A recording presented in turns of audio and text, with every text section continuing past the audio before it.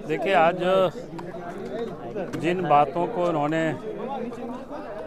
हेमंत सोरेन ने एक बात पर बहुत बल दिया। उन्हें कहा कि हम निर्दोष है और हमको फंसाया गया है।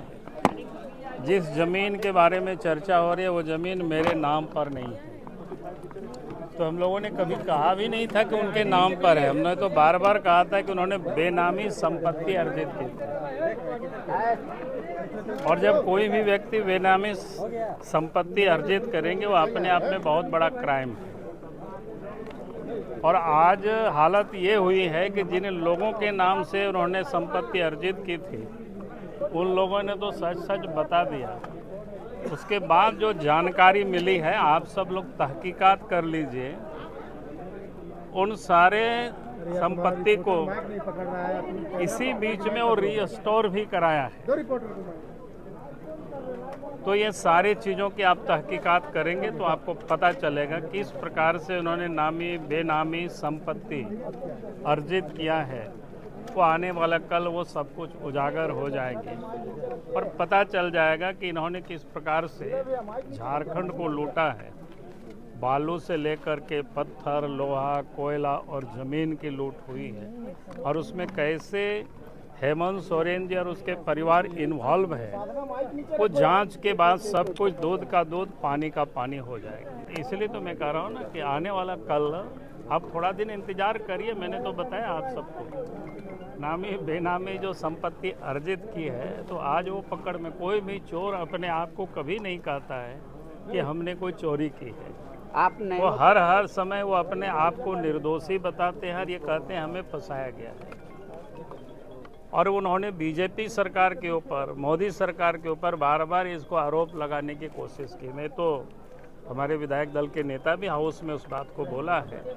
अब याद करिए, शिबू सोरेन एक बार नहीं, दो, तीन बार जेल गए हैं और वो कांग्रेस के राज में जेल गए हैं। सीबीआई जांच हुई है उस समय और वो जेल गए कई एक महीनों तक। तिहाड़ जेल में भी रहा है, दुमका के जेल में भी रहा है। वो किसी से छुपा हुआ नहीं है। और इसीलिए ये कहना कि भाई हमें फंसाया जा रहा है, जब कोई गड़बड़ करता है तो उसका दंड तो उसको मिलता ही है और उसको भोगना ही पड़ता है। फिर उसी कांग्रेस ने ही मधु कोड़ा की सरकार को भी मधु कोड़ा को भी जेल भेजा है। वो किसी से, वो भी छुपा हुआ नहीं है। तो इसलिए इस प्रकार की जो बार बार कहना कि भाई बीजेपी तंग कर रही है, जांच एजेंसी को लगा रखे है, सच तो ये है कि अगर आप गड़बड़ करेंगे तो जांच एजेंसी का तो काम ही है जांच करना। और इसीलिए उन लोगों ने जो जांच कर रहे हैं, और इसीलिए हेमंत सोरेन जी बार बार भाग रहे हैं, कभी हाई कोर्ट, कभी सुप्रीम कोर्ट, और कभी जनता, कभी वो डर दिखाते हैं, धमकी देते हैं। आज भी विधानसभा में उन्होंने उसी लहजे में अपनी भाषण दिया जिस प्रकार से लग रहा था चोरी भी कर रहे हैं और ये व्यक्ति सीना चोरी भी कर रहे हैं। तो राज्य की जनता अच्छी तरह से इनको 4 वर्षों में समझ चुका है, इनको पहचान चुका है, उनका चरित्र क्या है, वो क्या करना चाहते हैं। वो लूटेंगे और कोई बोलेगा भी नहीं, ऐसा तो नहीं हो सकता। आदिवासी और गैर आदिवासी यहाँ सवाल नहीं होता है। कोई भी मुख्यमंत्री अगर गड़बड़ करेगा तो उसको अंदर जाना ही पड़ेगा। बगल में लालू यादव थे, कहाँ उन्होंने कार्यकाल पूरा किया था, उनको भी त्यागपत्र देना पड़ा था और ब्योर जेल जाना पड़ा था।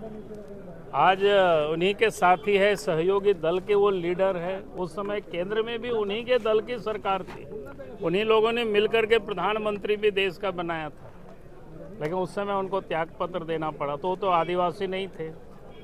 इसीलिए ये कहना बार बार कि आदिवासी मुख्यमंत्री है इसलिए परेशान किया जा रहा है, भाई आदिवासी मुख्यमंत्री को लूटने की इजाज़त तो नहीं दी जा सकती। देखिए, मैंने तो बार बार कहा है कि झारखंड को अपराधियों से, भ्रष्टाचारियों से, दलाल और बिचौलियों से और भ्रष्ट अफसरों से झारखंड को उनको मुक्त करना चाहिए। अगर वो मुक्त नहीं करेंगे और उन्हीं लोगों के साथ मिलकर के भी काम करेंगे तो इनका भी वही हश्र होगा। N4 news Bharat.